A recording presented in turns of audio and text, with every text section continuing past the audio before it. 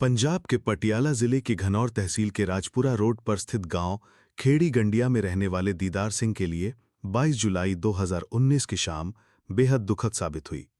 उनके दोनों बेटे 10 साल का जशनदीप सिंह और 6 साल का हरनदीप सिंह शाम करीब 8:30 बजे घर के पास से कोल्ड ड्रिंक लेने गए थे, लेकिन आधा घंटा बीतने के बाद भी वे घर नहीं लौटे तो उनकी मां मंजीत कौर चिंतित हो गईं। थोड़ी देर बाद करीब 9 बजे जब दीदार सिंह अपनी भांजी को गांव के बाहर बस अड्डे छोड़कर घर लौटे तो उन्होंने देखा कि दोनों बच्चे घर पर नहीं हैं। दीदार सिंह घर लौटते ही बच्चों के बारे में सोचने लगे। उन्होंने घर में चारों तरफ देखा, लेकिन जशनदीप और हरनदीप कहीं नजर नहीं आए। मंजीत कौर ने बताया कि बच्चे करीब 1 घंटा पहले पास की दुकान से कोल्ड ड्रिंक लेने गए थे। दोनों काफी देर से ठंडा पीने की जिद कर रहे थे, इसलिए उसने पैसे देकर उन्हें भेज दिया था।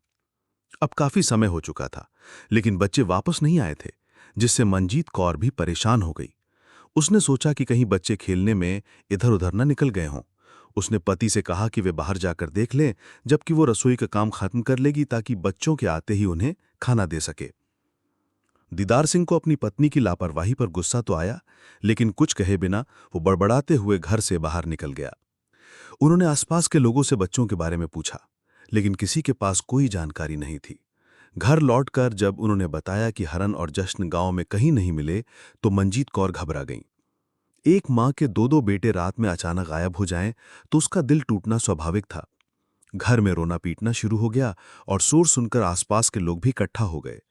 गांव में किसी के साथ मुसीबत हो तो बाकी लोग मदद के लिए आगे आ जाते हैं, इसलिए थोड़ी देर में पूरे गांव में बच्चों के लापता होने की खबर फैल गई।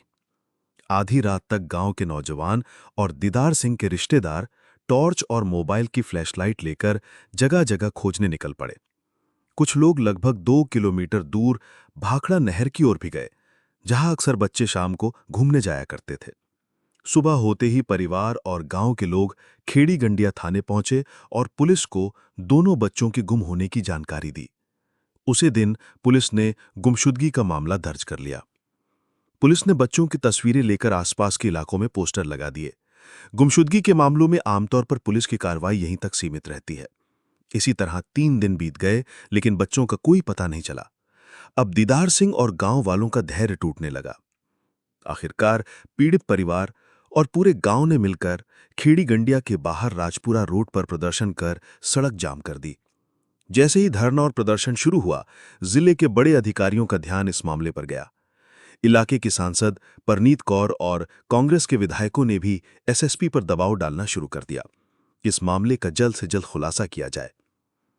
अधिकारियों के आदेश पर जश्न और हरन की गुमशुदगी के मामले को गलत इरादे से किए गए अपहरण की धारा में दर्ज किया गया। मामले की जांच के लिए थाना खेड़ी गंडिया के इंचार्ज कुलविंदर सिंह की अगुवाई में एक विशेष पुलिस टीम बनाई गई। इसके बाद पुलिस ने दीदार सिंह के आसपास के दुकानदारों से पूछताछ शुरू की और पड़ोसियों से भी सवाल किए, लेकिन किसी ने यह पुष्टि नहीं की कि दोनों बच्चे उनके यहां कोल्ड ड्रिंक लेने आए थे।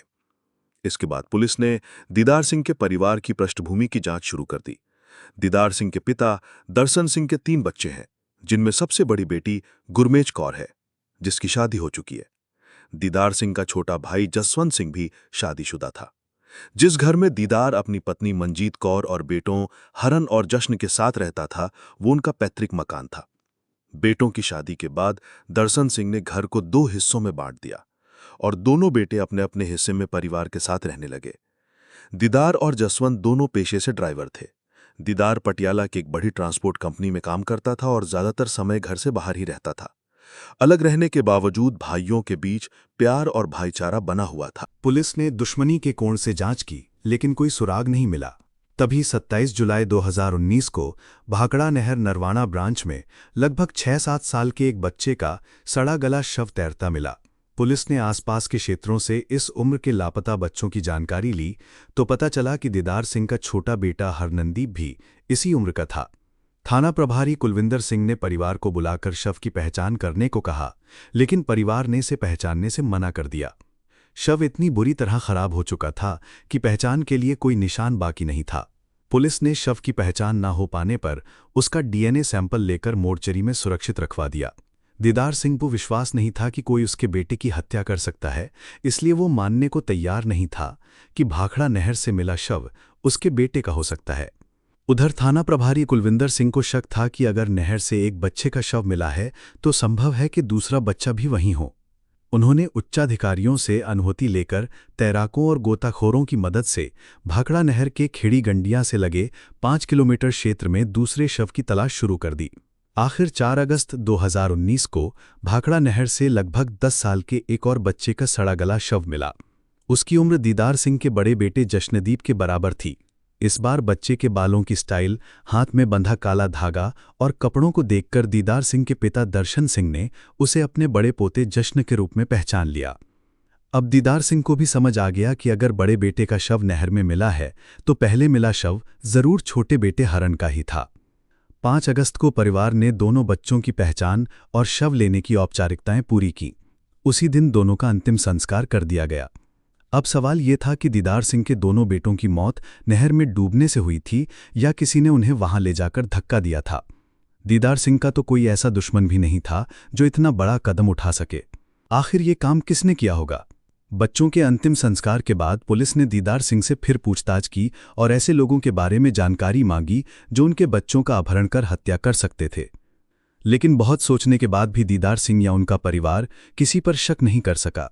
समय बीतता गया और 17 अगस्त 2019 को हत्या की संभावना को देखते हुए पटियाला के एसएसपी विक्रमजीत दुग्गल ने एक विशेष जांच टीम बनाई। इसमें DSP Ghanaur Jaswinder Singh Tiwana, DSP headquarter Gurdev Singh Dhaliwal और थाना प्रभारी कुलविंदर सिंह को शामिल किया गया। अक्टूबर 2019 में पोस्टमार्टम रिपोर्ट आ गई जिससे ये साफ हो गया कि दोनों बच्चों की मौत डूबने से हुई थी। बच्चों के शव मिलने के बाद अपहरण के केस को बदलकर अज्ञात लोगों के खिलाफ हत्या का मामला दर्ज कर लिया गया था। लेकिन कोई ठोस सुराग न मिलने के कारण पुलिस की जांच बस इधर-उधर भटकती रही। दिन बीतते गए, फिर महीने गुजरने लगे। दीदार सिंह थाने से लेकर एसआईटी के अधिकारियों और उच्च अधिकारियों तक अपने बच्चों के कातिलों का सुराग लगाने की गुहार लगाता रहा। उधर इलाके के विधायक और सांसद भी पुलिस पर दबाव बनाए हुए थे। पुलिस कुछ आगे बढ़ पाती इससे पहले ही मार्च 2020 में कोरोना महामारी के कारण देश भर में लॉकडाउन लग गया। लॉकडाउन 5 महीने तक चला, जिससे पुलिस की जांच फाइलों में ही पड़ी रह गई। इस दौरान 1 साल का समय बीत चुका था।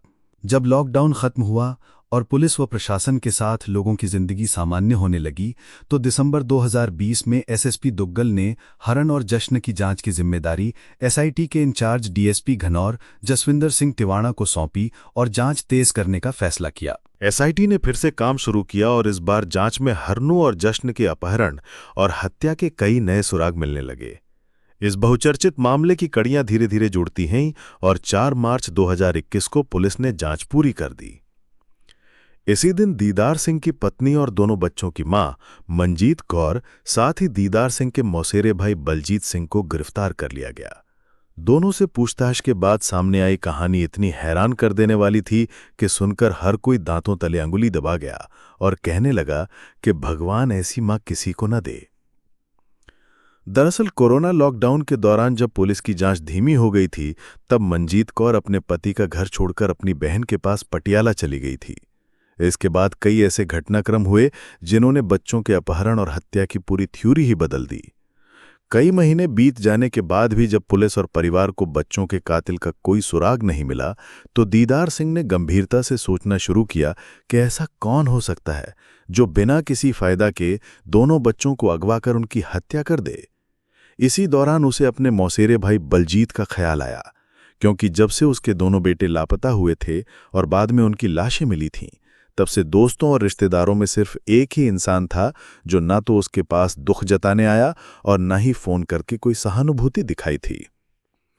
नवंबर 2020 में दीदार सिंह एसआईटी के हेड डीएसपी जसविंदर सिंह टिवाणा के पास गया और कहा कि अब उसे बलजीत पर शक होने लगा है और अगर उससे सख्ती से पूछताछ की जाए तो बच्चों की मौत का राज खुल सकता है। डीएसपी ने इसका कारण पूछा। दीदार ने धीरे धीरे वे सारे कारण बताए जिनकी वजह से वो बलजीत पर शक करने लगा था। पूरी बात सुनने के बाद डीएसपी ने कहा कि भले ही दीदार ने देर से जानकारी दी, लेकिन ये बहुत अहम थी। अगर पहले बताया होता तो शायद अब तक बच्चों के कातिल तक पहुंचा जा चुका होता। उन्होंने ये भी कहा कि अगर बलजीत का इस मामले में हाथ है तो मंजीत कौर का भी जरूर होगा। दीदार सिंह को यकीन नहीं था कि उसकी पत्नी अपने बच्चों की हत्या करवा सकती है। वो इसे मानने से इनकार करता रहा, लेकिन डीएसपी जसविंदर सिंह ने कहा कि दीदार द्वारा बताए गए हालात में ऐसा होना संभव था। इसके बाद डीएसपी टिवाणा ने एसएसपी विक्रमजीत दुग्गल को इस नए खुलासे की सूचना दी। एसएसपी ने कहा कि जो भी संदिग्ध लगे उससे पूछताछ की जाए और मामले का जल्द समाधान किया जाए। डीएसपी टिवाणा ने एसआईटी की मीटिंग बुलाई और बलजीत को पूछताछ के लिए बुलाया। पुलिस के पास बलजीत से पूछने के लिए कई सवाल थे जिनका उसने निर्भय होकर जवाब दिया, लेकिन पुलिस के पास बलजीत के खिलाफ कोई ठोस सबूत या गवाह नहीं था। इसके बाद कुछ लोगों ने पुलिस पर दबाव बनाना शुरू किया, जिससे बलजीत को छोड़ना पड़ा। पुलिस ने बलजीत के बाद दीदार सिंह की पत्नी मंजीत कौर को भी पूछताछ के लिए बुलाया। मंजीत कौर ने शक जताया कि उसके पति का घर के बाहर किसी औरत से संबंध है और वो चाहता है कि बच्चों की हत्या के बाद उससे छुटकारा पाकर दूसरी शादी कर ले। मंजीत कौर से पूछताछ के बाद पुलिस की थ्योरी ही बदल गई। अगले 1 महीने में पुलिस ने 2-3 बार बलजीत और मंजीत कौर को फिर से पूछताछ के लिए बुलाया। पूछताछ में पुलिस को हत्यारों का कोई ठोस सुराग नहीं मिला, लेकिन हर बार उन्होंने दीदार सिंह पर ऐसे इल्जाम लगाए कि बच्चों की हत्या की गुत्थी और उलझ गई। एसएसपी के निर्देश पर डीएसपी टिवाणा ने दिसंबर 2020 में जिला अदालत में दीदार सिंह, मंजीत कौर और बलजीत के लिए लाई डिटेक्टर टेस्ट की अर्जी लगाई। मार्च के पहले हफ्ते में सबसे पहले दीदार सिंह का टेस्ट कराया गया, इसके बाद एक-एक कर बलजीत और मंजीत कौर का। पुलिस के पास इनसे पूछने के लिए पहले से कई सवाल तैयार थे। टेस्ट के नतीजे आए तो पता चला कि दीदार सिंह ने सभी सवालों के सही जवाब दिए थे, जबकि मंजीत कौर और बलजीत ने ज्यादातर सवालों में झूठ बोला था। टेस्ट के बाद साफ हो गया कि हरनदीप सिंह और जश्नदीप सिंह के अपहरण और हत्या की वारदात मंजीत कौर और बलजीत सिंह ने ही अंजाम दी थी, लेकिन यह सवाल बाकी था कि उन्होंने ऐसा क्यों और कैसे किया। लाई डिटेक्टर टेस्ट के परिणाम आने के बाद डीएसपी टिवाणा ने एसएसपी दुग्गल और एसआईटी के अन्य अधिकारियों के सामने मंजीत कौर और बलजीत से पूछताछ की। दोनों के पास छिपाने के लिए कुछ नहीं बचा था और उन्होंने अपने जुर्म कबूल कर लिए। दीदार सिंह पटियाला की एक ट्रांसपोर्ट कंपनी में काम करता था और ज्यादातर वहीं रहता था। वो महीने में 3-4 बार परिवार से मिलने आता था। पति की इन दूरियों ने मंजीत को गैर मर्द की ओर आकर्षित कर दिया। दीदार सिंह के मौसी का बेटा बलजीत अक्सर उनके घर आता जाता रहता था। लगभग 3 साल पहले जब बलजीत ने मंजीत कौर की तरफ आकर्षण महसूस किया तो उसका आना जाना और बढ़ गया। दोनों के बीच यह आकर्षण जल्दी ही नाजायज रिश्ते में बदल गया। दीदार सिंह ने अपनी पत्नी मंजीत कौर के लिए गांव में मनियारी की दुकान खोली थी, जहां सौंदर्य प्रसाधन और कॉस्मेटिक सामान बिकते थे। मंजीत पढ़ी लिखी और तेज तर्रार महिला थी। इस दुकान से उसे वक्त बिताने और आमदनी का जरिया भी मिलता था, जिसमें दीदार सिंह भी मदद करता था। बलजीत खेड़ी गंडियां से करीब 5 किलोमीटर दूर गांव महमा का रहने वाला था। उसने अपने गांव के बाहर राजपुरा रोड पर गाड़ियों की डेंटिंग और पेंटिंग की एक वर्कशॉप खोल रखी थी। जब तक बलजीत और मंजीत कौर के बीच नाजायज रिश्ते नहीं बने थे, तब तक वो अक्सर दीदार सिंह के साथ शराब पीने बैठता था, खासकर जब दीदार गांव आता था। लेकिन अचानक बलजीत ने दीदार के साथ शराब पीने की वो बैठक बंद कर दी। अब वो अपनी वर्कशॉप छोड़कर रोज मंजीत की दुकान पर आने लगा और दिन भर वहीं रहता था। शुरुआत में गांव वाले इसे अनदेखा कर रहे थे, लेकिन जल्द ही दोनों के संबंधों को लेकर गांव में चर्चा फैल गई। दीदार सिंह जब काम से वापस गांव आता तो ये बात उसे भी सुनाई देने लगी। शुरू में उसने इसे नजरअंदाज किया क्योंकि वो अपनी पत्नी मंजीत पर पूरा भरोसा करता था। साथ ही बलजीत उसके लिए सगा भाई जैसा भरोसेमंद था। लेकिन जब ये स्थिति लगातार बढ़ने लगी तो दीदार के मन में शक जागने लगा। उसने अपनी पत्नी की हरकतों पर नजर रखनी शुरू कर दी। एक दिन उसने खुद बलजीत को मंजीत की दुकान में संदिग्ध स्थिति में पकड़ लिया। दोनों ने दुकान का शटर गिरा रखा था और एक दूसरे को गले लगाए हुए थे। उस दिन दीदार सिंह ने बलजीत को जमकर डांटा और उसकी बेइज्जती की। साथ ही उसने बलजीत को साफ कह दिया कि अब से वो उसके घर या परिवार के किसी भी सदस्य से मिलने की कोशिश ना करे।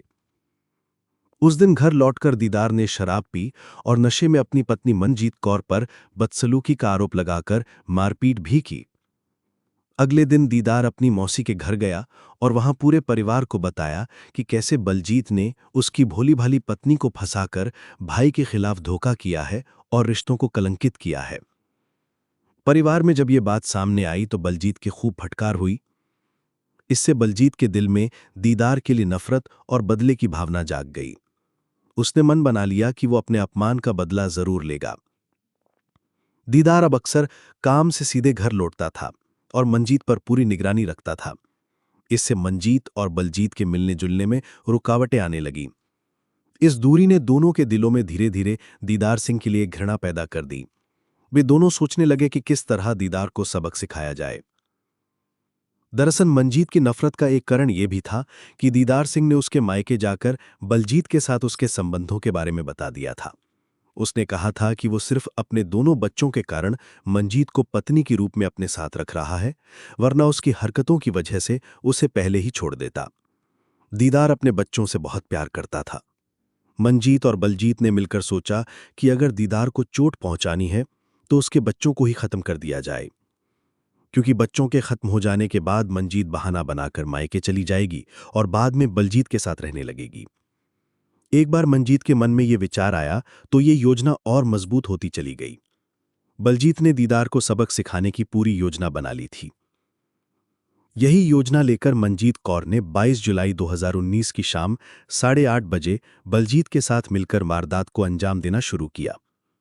उस शाम संयोग से दीदार सिंह भी जल्दी घर लौट आया था। वो घर में अपनी भांजी को छोड़ने के लिए राजपुरा रोड गया था।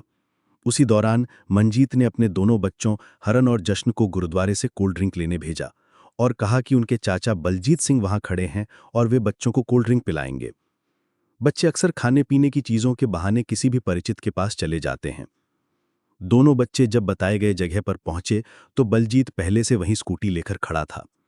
वो अपने दोस्त से स्कूटी मांगकर लाया था। उस दिन मंजीत ने अपने चेहरे को कपड़े से इस तरह छिपा रखा था कि कोई उसे पहचान न सके। बलजीत ने बच्चों को गुरुद्वारा साहिब होते हुए भाखड़ा नहर तक स्कूटी पर बैठाकर ले गया। उसने बच्चों से कहा कि वहां उन्हें कोल्ड ड्रिंक के साथ एक बहुत अच्छी चीज दिखाई जाएगी। नहर पर पहुंचकर बलजीत ने बच्चों को नहर दिखाने के बहाने नहर की पटरी पर खड़ा किया और फिर उन्हें नहर में धकेल दिया। इसके बाद उसने मंजीत को फोन करके बच्चों को खत्म करने की बात बताई। मंजीत ने तुरंत बच्चों के गुम होने का नाटक शुरू किया और बाद में अफवाह फैलानी शुरू कर दी कि बच्चों का अपहरण हो गया है। जांच में पुलिस को पता चला कि बलजीत ने अपने नाम से एक सिम कार्ड खरीदा था और मंजीत को दिया था। दोनों इस सिम पर बातचीत करके पूरी साजिश को अंजाम दे रहे थे। बलजीत ने पूछताछ में बताया कि घटना के बाद उसने उस सिम को बंद कर दिया था। रात करीब 11 बजे वो चुपके से मंजीत के घर के पास आया और मंजीत से मोबाइल लेकर चला गया। उसने मोबाइल का सिम निकालकर तोड़ दिया था। जरूरी पूछताछ के बाद पुलिस ने मंजीत और बलजीत को 8 मार्च 2021 तक पुलिस रिमांड पर रखा। इस दौरान पुलिस ने उनके जुर्म के सबूत जुटाए। पुलिस ने वो फोन भी बरामद किया जिस पर दोनों के बीच बातचीत होती थी। पूछताछ पूरी होने के बाद पुलिस ने दोनों को अदालत में पेश किया और 14 दिन की न्यायिक हिरासत में भेज दिया। ये दर्दनाक घटना हमें याद दिलाती है कि जिंदगी कितनी नाजुक और अनमोल होती है और कभी-कभी भरोसा सबसे अंधेरे रूप में टूट भी जाता है। आइए हम अपने प्यारे लोगों की हर पल कद्र करें और बच्चों की मासूमियत की रक्षा के लिए हमेशा सतर्क रहें। अगर ये कहानी आपके दिल को छू गई हो तो कृपया अपने विचार कमेंट में जरूर साझा करें और जागरूकता फैलाने में मदद करें। आपकी आवाज़ किसी की जिंदगी बदल सकती है।